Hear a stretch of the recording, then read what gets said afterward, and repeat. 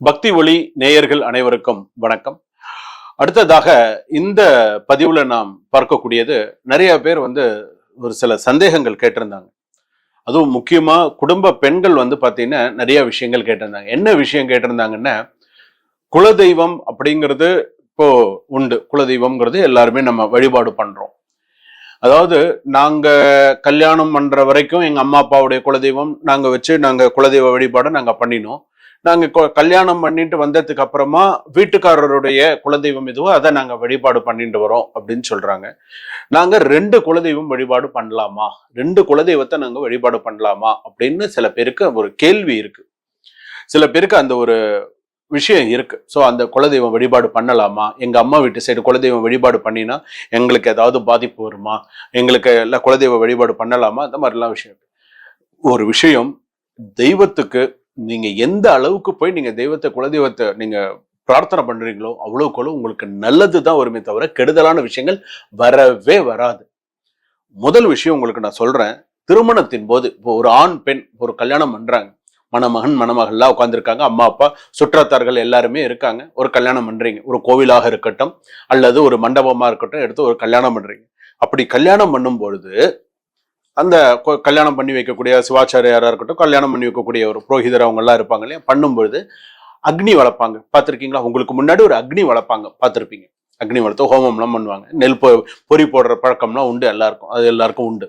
அப்ப அந்த அக்னி வளர்றது பார்த்தீங்களா, அக்னி சாட்சியாக, நல்ல ஞாபகம் வச்சுக்கோங்க, அக்னி சாட்சியாக மாங்கல்யம், திருமாங்கல்யம் கட்டுறாங்க. அந்த திருமாங்கல்யம் கட்டும் பொழுது அந்த திருமாங்கல்யம் அந்த பொண்ணுக்கு ஏறுது பாத்தீங்களா, அந்த 3 முடிச்சு போடுறாங்க பாத்தீங்களா, அந்த 3 முடிச்சு போடும் பொழுது 2 குலதெய்வத்தோடைய ஆசீர்வாதமும் கண்ணுக்கு தெரியாம அந்த இடத்துக்கு வந்துரும். அந்த இடத்துக்கு வந்துரும், கண்ணுக்கு தெரியாம அந்த 2 குலதெய்வமும் வந்துடும், 2 குடும்பத்தாரோட குலதெய்வமும் வந்துடும். அந்த கணவன் மனைவிய வாழ்த்துறது.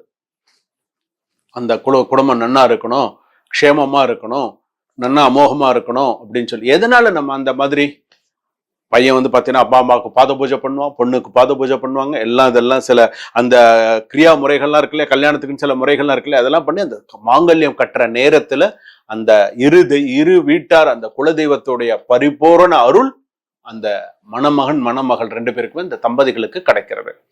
சரி, அடுத்ததாக அந்த பொண்ணு என்ன பண்றது, மாங்கல்யம் கட்டி மாங்கல்யம் கட்டுற வரைக்கும் தான் அவ இன்னும் மாங்கல்யம் பண்ணிட்டு அந்த பொண்ணு இந்த இடத்துக்கு போயிடும். இந்த இடத்துல இருந்து இந்த இடத்துக்கு வந்துடும். அந்த பொண்ணு பிறந்த வீட்டுல இருந்து புகுந்த வீட்டுக்கு அந்த பொண்ணு வந்துடுறதா.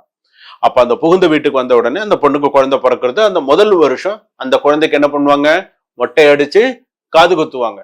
உண்டா? அது எங்க போய் பண்ணுவாங்க, மாப்பிள்ளையுடைய குலதெய்வ வீட்டுல போய் பண்றாங்களா?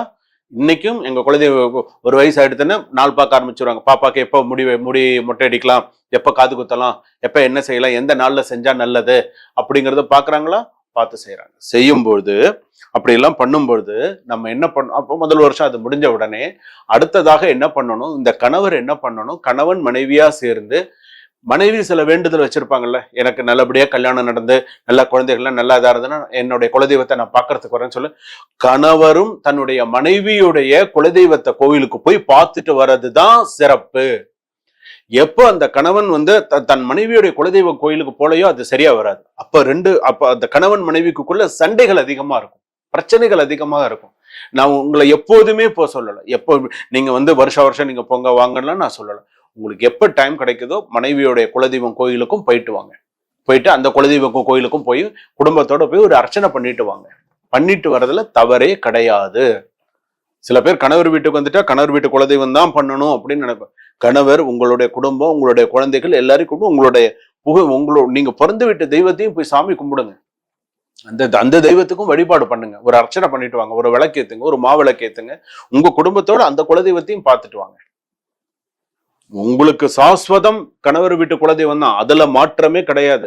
காது குத்துறதுல இருந்து செய்யறதுல இருந்து பண்றதுல இருந்து எல்லா நல்லது கெட்டதும் கணவர் வீட்டு குலதெய்வம் தான். ஆனால்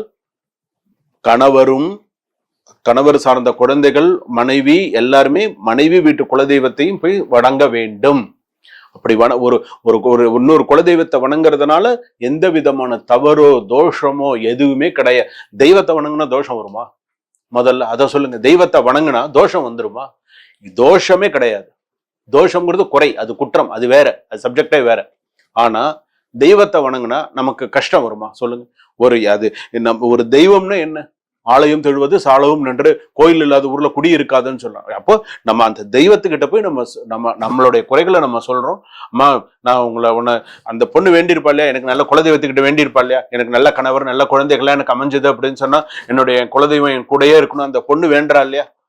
அப்ப அந்த குடும்பத்தோட போயிட்டு இன்னைக்கும் நான் பார்த்திருக்கேன்ப்பா. எங்களுடைய சுற்றத்தார் சில குடும்பத்திலாம் வந்து பாத்தீங்கன்னா கணவன் மனைவி ரெண்டு பேருமே ரெண்டுடைய குடும்பத்துக்கும் போயிட்டு வருவாங்க. இவங்க குலதெய்வம் கோயிலுக்கும் போயிட்டு வருவாங்க, இவங்க குலதெய்வம் கோயிலுக்கும் போயிட்டு வருவாங்க. அந்த குடும்பம் சுபிட்சமா இருக்கு, நல்லா இருக்கு, அமோகமா இருக்கு. ஆனா நம்ம செய்யணும் அந்த மாதிரி. நம்ம என்னைக்கு நம்ம செய்ய தவறுறோமோ, என்னைக்கு நம்ம செய்ய தவற விட்டுட்டோமோ அன்னைக்கு இருக்காது. அதனாலதான் குலதெய்வம் அப்படிங்கிறதே நம்ம வந்து பாத்தீங்கன்னா இந்த பெண்ணாக இருந்தால் கூட சரிம்மா, நீ வீட்டுல இருக்கன்னு வச்சுக்கோ, நீ வீட்டுல பூஜை பண்ற, அன்னாடம் பூஜை பண்ற, சாம்பிராணி போறன்னு வச்சுக்கோ, சாம்பிராணி போடும்போது கூட சரி கொஞ்சம் வெண்கடுகு சேர்த்து சாம்பிராணி போடு, இன்னும் சிறப்பும் குடும்பத்துக்கு. வெண்கடுகு இட்டு சாம்பிராணி போடு, உன்னுடைய குலதெய்வம் அமோகமா உனக்கு வந்து சேரும்.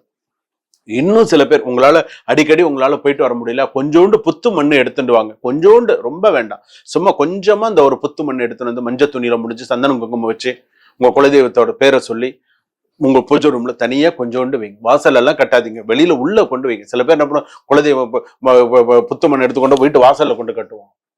வீட்டு உள்ள வைங்க. உங்க குலதெய்வம் வீட்டு உள்ள இருக்கணும், வீட்டு உள்ள வாசம் பண்ணணும். அந்த மண்ணை எடுத்துக்கொண்டு புத்து மண்ணு வீட்டுல வச்சு சந்தனம் குங்குமம் வச்சு அதை வழிபாடு பண்ணுங்க.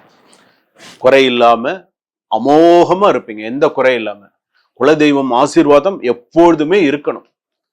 எனக்கு சில பேருக்கு அடுத்த விஷயத்துக்கு நான் வரேன். எனக்கு குலதெய்வமே தெரியலன்னா நான் என்ன வழிபாடு பண்ணணும், எனக்கு குலதெய்வமே தெரியாது, மாறி மாறி வழிபாடு பண்றாங்கன்னா அதுக்கெல்லாம் சில விஷயம். சில பேர் வந்து 2 குலதெய்வம்லாம் இருக்கும் சில பேருக்குலாம், அதுவும் உண்டு. சில பேர் என்ன பண்ணுவாங்க, நாங்க இந்த சாமியை பார்த்துட்டு தான் அந்த சாமியை போய் வழிபாடு பண்ணுவோம், எங்க முன்னோர்கள் அப்படி பண்ணினாங்க அப்படின்னு சொல்லுவாங்க.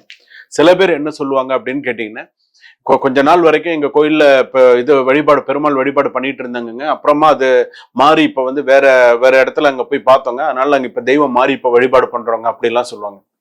அப்படிலாம் கிடையாது.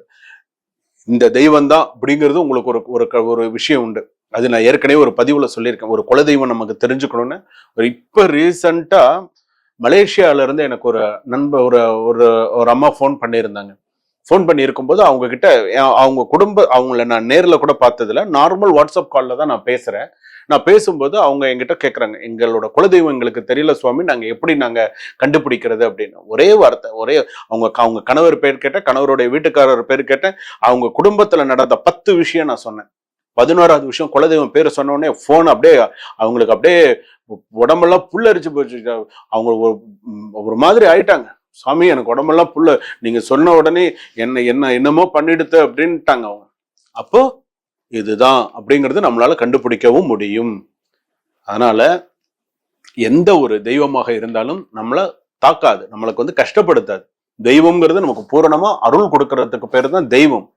அப்ப அந்த தெய்வத்தை நம்ம முறையா நம்ம எப்படி வழிபாடு பண்றோமோ, நீ 10 அடி நீ முன்னாடி போறன்னு வச்சுக்கோங்க, அதுக்கு மேல இங்க வரும், அதை ஞாபகம் வச்சுக்கோங்க. 10 அடி நீ முன்னாடி போ, கிட்டக்க போ, 10 அடின்னு முன்னாடி போ, உன்னை இறுக்கி பிடிச்சுன்றோம். நான் உன்னை விட்டு போக மாட்டேன்டா, என் கூட இருடா, நான் உன்னை பாத்துக்கிறேன்டா, நீ சந்தோஷமா இருப்படா. 10 அடி நீ கிட்ட போ. நீ தூரம் நின்றுட்டு இப்படி இப்படி இப்படி இப்படி இப்படி பண்ணிட்டு இருக்கலாம் இல்ல, நீ கிட்ட 10 அடி கிட்டக்க போ, தெய்வத்து கிட்ட போய் நில்லு, கிட்ட போய் மனசார இது பண்ணு. அப்புறம் பாருங்க உங்களுடைய விஷயங்கள்லாம். சரிங்களா? சுபம்.